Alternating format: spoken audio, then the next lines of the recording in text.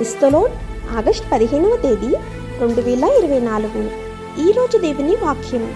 ఈ స్వాతంత్రంను అనుగ్రహించి క్రీస్తు మనలను స్వతంత్రులుగా చేసి ఉన్నాడు. కాబట్టి మీరు స్థిరముగా నిలిచి మరలా దాస్యమను కాడి క్రింద చిక్కుకొనుకుడి. గలతీయులకు రాసిన పత్రిక 5వ అధ్యాయం 1వ వచనం. స్వాతంత్ర్యం కోసం క్రీస్తు మనలను విడిపించాడు. పాపం, మరణం యొక్క చట్టం నుండి స్వేచ్ఛ బదులుగా మనము పరిశుద్ధాత్మచే నడిపించబడతాము. ఆయన మహిమ కొరకు యేసుక్రీస్తుతో ప్రేమ సంబంధం ద్వారా ఆత్మ యొక్క ఫలంను ఉత్పత్తి చేయుచున్నాము. క్రీస్తు తన బలి మరణం ద్వారా పాపం, మరణం యొక్క చట్టం నుండి మనలను విడిపించాడు. ఆయన చట్టం యొక్క అన్ని అవసరాలను నెరవేర్చాడు.